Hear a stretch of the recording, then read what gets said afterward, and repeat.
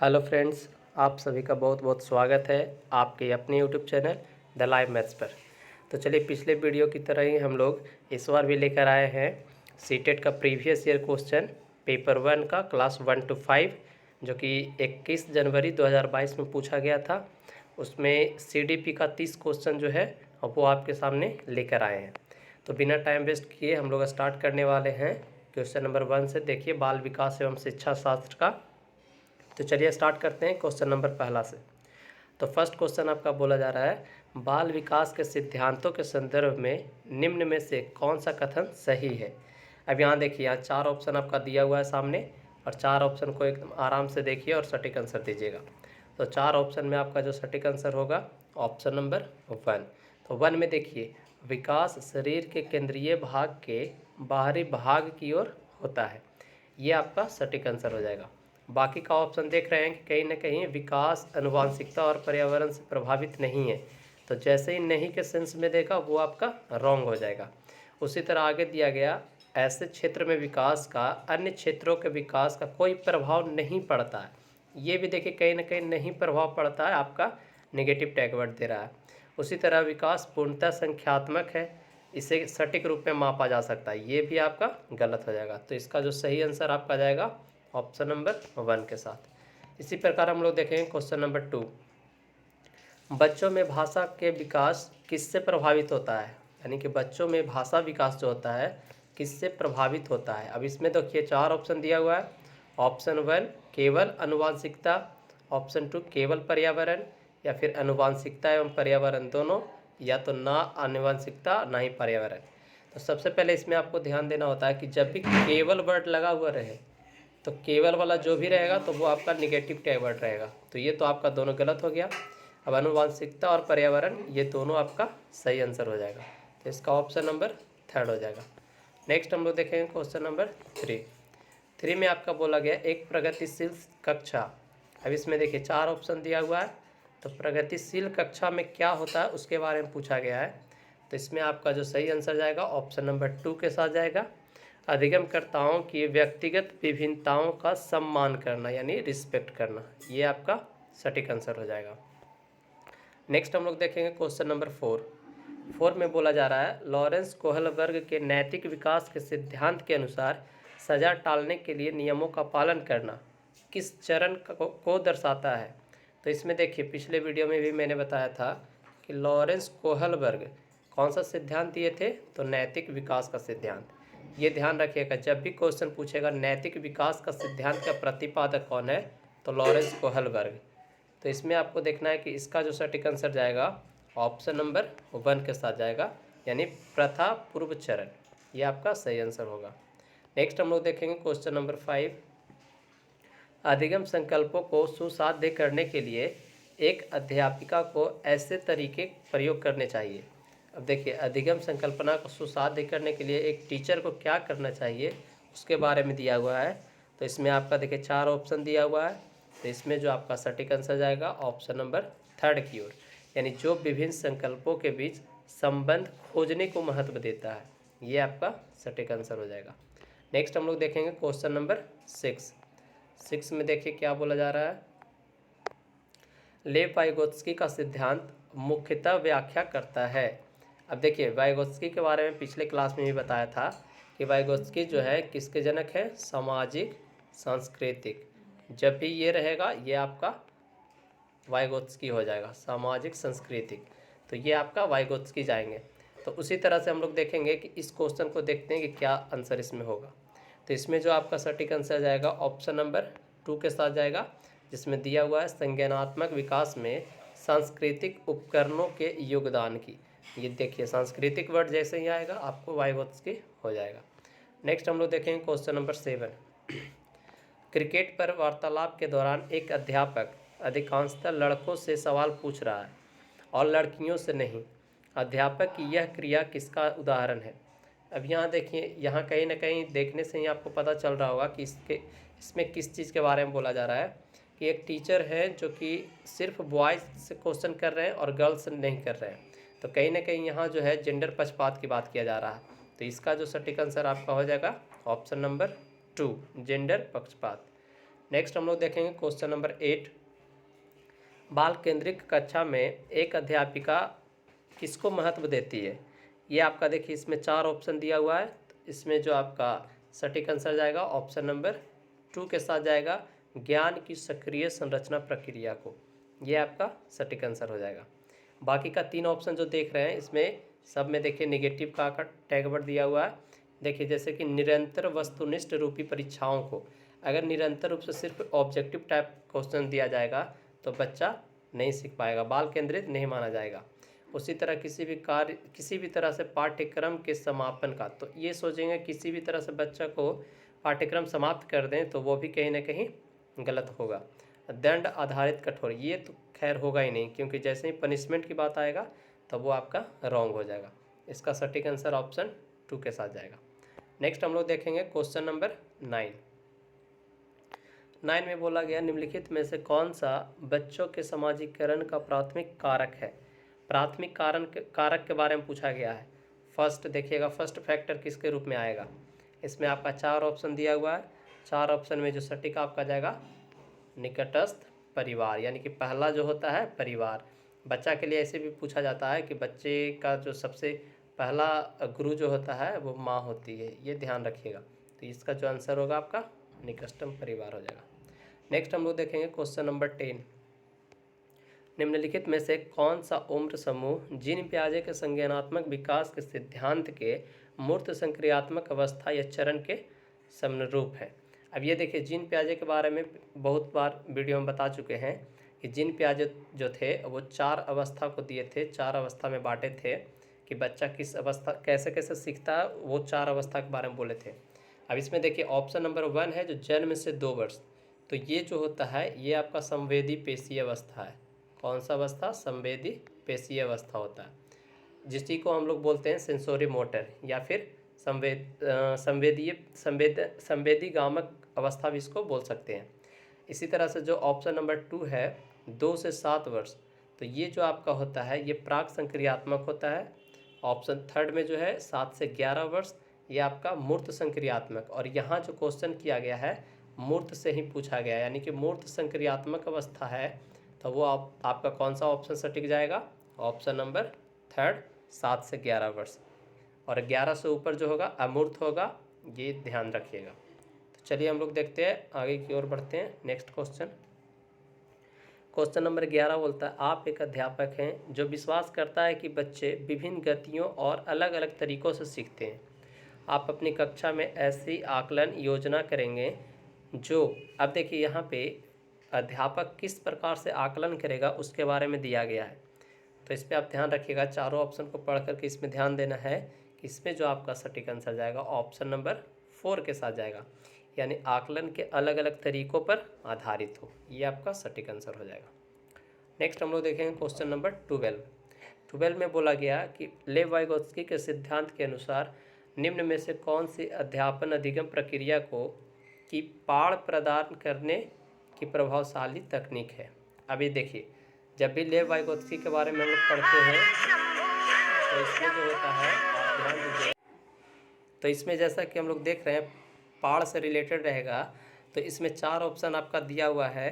तो 4 ऑप्शन में जो आपका सटीक आंसर होगा ऑप्शन नंबर, इसमें देखिएगा ध्यान से, तो ऑप्शन नंबर 3 की ओर जाएगा। पाठ का मतलब ही होता है कि बच्चा किसी समस्या को समाधान करने में थोड़ा सा अगर उसको प्रॉब्लम हो रहा है तो वहाँ पे टीचर थोड़ा उसको सपोर्ट जब कर देता है वही आपका पाठ कहलाता है। यानी कि समस्या को सुलझाने के दौरान यदि बच्चा किसी बिंदु पर अटक जाए तो उस समस्या संकेत और इशारा देना, यानी कि ये टीचर के द्वारा किया जाता है कि हल्का सा उसे सपोर्ट मिल जाए, तो सपोर्ट मिलने के बाद वो अपना काम सुलझा लेते हैं। तो इसका जो सटीक आंसर होगा ऑप्शन नंबर 3 हो जाएगा। नेक्स्ट हम लोग देखते हैं क्वेश्चन नंबर 13। निम्नलिखित कथनों में से बुद्धिमत्ता के बारे में कौन सी कथन सही है? और इसमें देखिएगा 4 ऑप्शन आपका दिया हुआ है, 2 यहाँ पे बुद्धिमत्ता को केवल, देखिए इसमें जैसे ही पिछले वीडियो में बताए थे केवल, जब भी केवल जब आ जाएगा तो समझिए ये आपका निगेटिव टैग वर्ड है, यानी कि नहीं के सेंस में हो जाएगा, तो ये आपका होगा ही नहीं, ये आपका खत्म हो गया। नेक्स्ट हम लोग देखेंगे ऑप्शन 2 जो दिया हुआ है, बुद्धिमत्ता संबंधी व्यक्तिगत विभिन्नताओं में अनुवांशिकता का कोई भूमिका नहीं होता है, तो ये भी आपका गलत है, नहीं होता ये गलत बात है, अनुवांशिकता का भी भूमिका होता है, तो ये भी आपका गलत हो गया। नेक्स्ट हम लोग देखेंगे ऑप्शन नंबर थर्ड में दिया गया है, एक क्षेत्र में उच्च बुद्धिमत्ता अन्य क्षेत्र में भी उच्च बुद्धिमत्ता सुनिश्चित करती है। ये आपका भी ऑप्शन आपका जो दिया हुआ है गलत है, यानी कि कहीं ना कहीं आपका जो 4 ऑप्शन होगा ये आपका सटीक बुद्धिमत्ता विद्यालय में बेहतर प्रदर्शन करने की योग्यता से अधिक है, ये ध्यान दीजिएगा, ये आपका 4th ऑप्शन हो जाएगा। तो नेक्स्ट हम लोग देखेंगे क्वेश्चन नंबर 14 में देखा गया, एक घोड़े को देखकर एक 3 वर्षीय बालिका चकित होकर बोली, वाह इतना बड़ा कुत्ता। जीन पियाजे के संज्ञानात्मक विकास के सिद्धांत के अनुसार बालिका की यह प्रतिक्रिया निम्न में से किसका उदाहरण है। अब देखिएगा यहाँ पे ध्यान देना है, जीन पियाजे का 4 अवस्था आप लोग पहले ही पढ़ चुके हैं, तो 4 अवस्था में ये एक कौन सा अवस्था के बीच में ये आएगा ये ध्यान दीजिएगा, और उसी के अंतर्गत इसका आपका आंसर होगा। तो इसमें देखिएगा कि घोड़े को देखकर वो कुत्ता समझ रही है, तो इसमें जो आपका सटीक आंसर होगा आत्मसातीकरण या फिर समावेशन। कहने का मतलब है कि आत्मसातीकरण होता है जो कि पूर्व ज्ञान को नए ज्ञान से ऐड करता है, जोड़ता है, तो ये आपका आत्मसातीकरण के साथ जाएगा आंसर। तो चलिए आगे बढ़ते हैं, नेक्स्ट क्वेश्चन नंबर 15 में बोला गया, भाषा एवं विचार पर लेव वाइगोत्स्की क्या सुझाते हैं।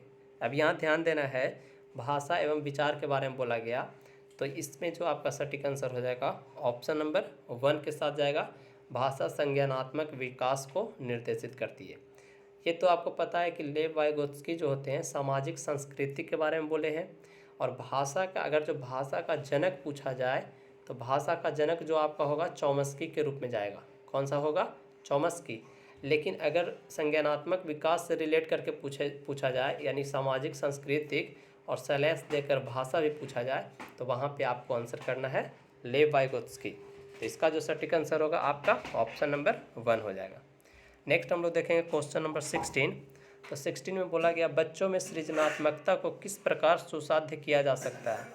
तो यहाँ पे सृजनात्मकता के बारे में पूछा गया है, तो सबसे इसका जो सटीक आंसर आपका जाएगा तो ऑप्शन नंबर 1 के साथ जाएगा, यानी अन्वेषण को प्रोत्साहित करके। ये आपका सटीक आंसर हो जाएगा, अन्वेषण को प्रोत्साहित करके। बाकी देखिए केवल ये गलत हो गया, लगातार अभ्यास करा के भी नहीं करा सकते हैं। अध्यापक केंद्रित, ये देखिए यहाँ जो अभी चल रहा है बाल केंद्रित शिक्षा है, ना कि अध्यापक केंद्रित, तो इसमें जो ऑप्शन होगा ऑप्शन नंबर 1 आपका सटीक हो जाएगा। नेक्स्ट हम लोग देखेंगे क्वेश्चन नंबर 17 में बोला गया, गुणज वैकल्य सीधे तौर पर निम्न में से किससे संबंधित है। इसमें आपका 4 ऑप्शन दिया हुआ है, तो 4 ऑप्शन में जो आपका सटीक आंसर जाएगा ऑप्शन नंबर 4 के साथ जाएगा। कहने का मतलब है कि गणितीय संकल्पों के अधिगम में कठिनता से, ये आपका सटीक आंसर होगा ऑप्शन नंबर 4। नेक्स्ट हम लोग देखेंगे क्वेश्चन नंबर 18 में बोला गया, शिक्षा का अधिकार अधिनियम 2009 के अंतर्गत निजी विद्यालयों में आर्थिक रूप से कमजोर वर्ग के विद्यार्थियों के दाखिले हेतु सीटों के आरक्षण का प्रावधान है। इन छात्रों के सफल समावेशन हेतु एक अध्यापक को किस तरह से शिक्षा शास्त्र का प्रयोग करना चाहिए। अब यहाँ देखिएगा कि राइट टू एजुकेशन 2009 के बारे में दिया हुआ है। इसमें है ऐसा है कि जो प्राइवेट स्कूल होता है उसमें भी जो कमज़ोर वर्ग के हैं उसके लिए कुछ ना कुछ सीट प्रावधान किया गया है गवर्नमेंट के द्वारा। तो इसमें देखिए 4 ऑप्शन इसमें आपको दिए हुए हैं, तो 4 ऑप्शन में जो आपका सटीक आंसर हो जाएगा ऑप्शन नंबर 3 की ओर जाएगा, साम्यता पर आधारित इसका आंसर हो जाएगा। तो ये आपका सटीक आंसर हो जाएगा। तो नेक्स्ट हम लोग देखेंगे क्वेश्चन नंबर 19 में बोला जा रहा है, एक समावेशी कक्षा में सूचना को किस तरह से प्रस्तुत करना चाहिए। अब यहाँ ध्यान दीजिएगा, 19 नंबर क्वेश्चन बोला जा रहा है कि सूचना को किस तरह से प्रस्तुत करना चाहिए। अब इसमें 4 ऑप्शन आपके दिए हुए हैं, तो 4 ऑप्शन में जो आपका सटीक आंसर जाएगा ऑप्शन नंबर 4 के साथ जाएगा, यानी बहुल रूप से देना चाहिए, ना तो शाब्दिक रूप से, ना तो दृश्य और ना ही मौखिक रूप से, जो होगा बहुल्य रूप से हो जाएगा। नेक्स्ट क्वेश्चन नंबर 20 देखेंगे, शिक्षा की समकालीन नीतियों के अनुसार दिव्यांग बच्चों की शिक्षा के लिए कौन सा मॉडल सुझाया गया है। अब यहाँ ध्यान दीजिएगा कि जब भी समावेशी शिक्षा के बारे में बोले थे, तो समावेशी शिक्षा में होता है कि उसमें बिना किसी भेदभाव के किसी भी जाति का हो, मतलब हर तरह के बच्चों को उसमें एजुकेशन दिया जाता है, सबको एक साथ बैठा कर पढ़ाया जाता है, वही होता है समावेशी शिक्षा। अब यहाँ देखिएगा दिव्यांग बच्चों के बारे में पूछा गया, तो इसका जो आपका सटीक आंसर हो जाएगा समावेशी शिक्षा, यानी समावेशी शिक्षा में होता है कि बिना किसी भेदभाव, कोई भी धर्म का हो, कमज़ोर हो या तो फिर तेज हो, दिव्यांग हो, किसी भी तरह का हो, समावेशी शिक्षा में सबको एक साथ बैठाकर शिक्षा दिया जाता है। नेक्स्ट हम लोग देखेंगे क्वेश्चन नंबर 21 में बोला जा रहा है अधिगम प्रक्रिया के बारे में निम्नलिखित में से कौन सा कथन गलत है। यहाँ ध्यान दीजिएगा कि यहाँ जो आपका ऑप्शन दे रहा है गलत के बारे में पूछ रहा है, यानी निगेटिव के बारे में पूछ रहा है, तो ये ध्यान देने वाली बात है। अब यहाँ देखिएगा कि इसमें 4 ऑप्शन दिए हुए हैं, 4 ऑप्शन को आप आराम से देखिए और उसके बाद इसके सटीक आंसर लगाइए। तो इसमें जो आपका सटीक आंसर हो जाएगा ऑप्शन नंबर 2 के साथ जाएगा, अधिगम प्रक्रिया में त्रुटियाँ और गलतियाँ अर्धसंगिक है। तो ये आपका सटीक आंसर जाएगा ऑप्शन नंबर 2 के साथ। तो नेक्स्ट हम लोग देखेंगे क्वेश्चन नंबर 22। तो 22 में बोला जा रहा है बच्चे को बारंबार यह बोलने से कि वह अधिगम के लिए योग्य नहीं है किस संभावना को बढ़ावा देता है। ये जैसे ही क्वेश्चन आप पढ़े होंगे इसका सटीक आंसर आपको ऑप्शन देखते ही समझ आ गया होगा कि इसमें क्या होना चाहिए, यानी कहीं ना कहीं इसका जो आपका आंसर जाएगा ऑप्शन नंबर 1 के साथ जाएगा। यानी कि 1 कहने का मतलब है कि बच्चे अधिगम के प्रति अनुप्रेरित यानी निष्प्रेरित हो जाता है, यानी कि डीमोटिवेट हो जाते हैं। जब भी बच्चा को एक ही चीज़ बार बार बोला जाए कि तुम नहीं पढ़ सकते हो, तुम अधिगम के लिए योग्य नहीं हो, तुम नहीं सीख सकते हो, इस तरह से बोलने पर बच्चा डीमोटिवेट हो जाता है। बाकी ऑप्शन 2 में देख रहे हैं कि अधिगम की गति तेज हो जाती है, तो ऐसा बिल्कुल नहीं है। बच्चा अधिगम के प्रति अभिप्रेरित होता है, ये भी गलत है। बच्चे में अधिगम पर कोई प्रभाव पड़ता है, ये भी गलत। ऑप्शन नंबर 1 आपका सटीक आंसर हो जाएगा। नेक्स्ट हम लोग देखेंगे क्वेश्चन नंबर 23, समस्या समाधान कौशल को किस तरह बढ़ाया जा सकता है। यहाँ देखिएगा क्वेश्चन नंबर 23 में पूछा गया है कि समस्या समाधान कौशल को किस प्रकार बढ़ाया जा सकता है, यानी बढ़ाने की बात कही गई है। तो इसमें आप 4 ऑप्शन में देखिएगा, तो इसमें जो आपका सटीक आंसर आपका जाएगा ऑप्शन नंबर 3 की ओर जाएगा, यानी समाधानों के वैकल्पिक तरीकों को मानकर। तो ये आपका सटीक आंसर हो जाएगा। नेक्स्ट हम लोग देखेंगे क्वेश्चन नंबर 24, प्राथमिक कक्षाओं में संकल्प अध्यापन हेतु विषय वस्तु को प्रस्तुत करने का कौन सा क्रम सर्वाधिक उपयुक्त है। तो ये देखिएगा सर्वाधिक उपयुक्त जब भी बोले ऐसा क्वेश्चन में देखिएगा कि 4 ऑप्शन आपका दिया हुआ जो रहेगा ये चारों का चारों सही रहेगा, लेकिन उसमें से आपको चूज करना रहेगा जो एकदम परफेक्ट हो। चारों में सबसे बेस्ट जो होगा वही आपका आंसर होगा, तो ये ध्यान रखना है। तो इसमें जो आपका सटीक आंसर जाएगा ऑप्शन नंबर 4 के साथ जाएगा, यानी मूर्त सामग्री, चित्र एवं संकेत। नेक्स्ट हम लोग देखेंगे क्वेश्चन नंबर 25, बच्चों के अधिगम पर कक्षा के वातावरण का काफ़ी प्रभाव पड़ता है। प्रवीणता अभिमुखी अधिगम वह अधिगम जो समझने पर जोर दे। संस्कृति को बढ़ावा देने के लिए कक्षा का वातावरण किस तरह का होना चाहिए। अब यहाँ ध्यान देना है कि कक्षा का वातावरण कैसा होना चाहिए, इसके बारे में बोला गया है।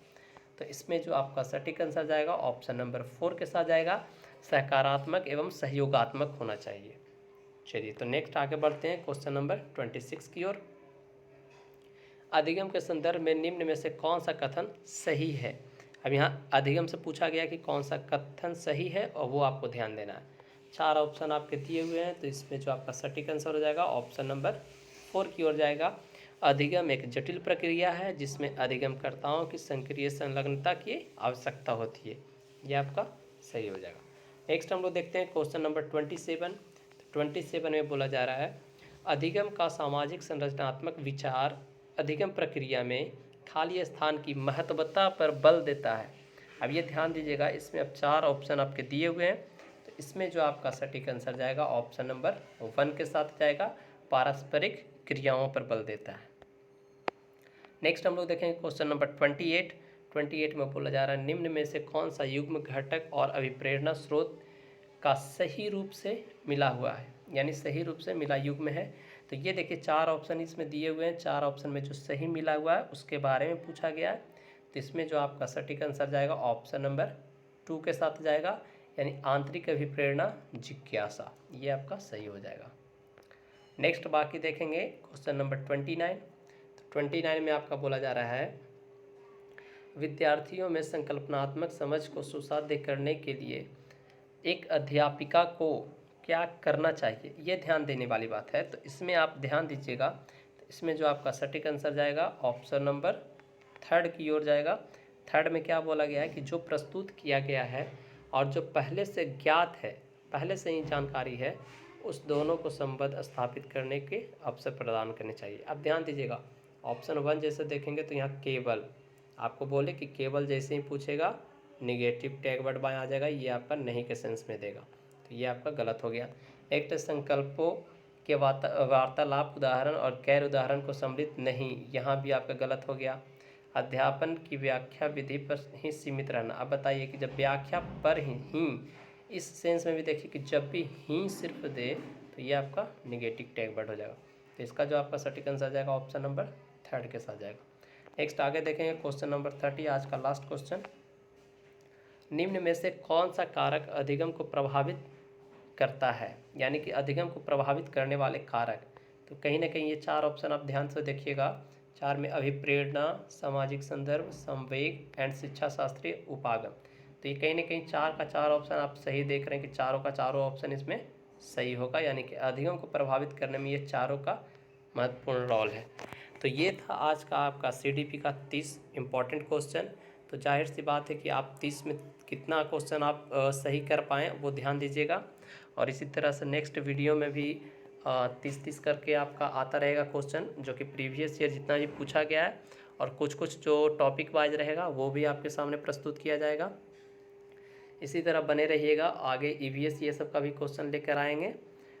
तो जैसा कि हम लोग देखते चल रहे हैं कि 30-30 क्वेश्चन को, तो आप दिसंबर में जो एग्ज़ाम होने वाला है उस पर ध्यान दीजिएगा। अभी तक तो इसका फॉर्म नहीं अप्लाई हुआ है। तो चलिए फिर हम लोग मिलते हैं नेक्स्ट वीडियो में इसी तरह से। धन्यवाद।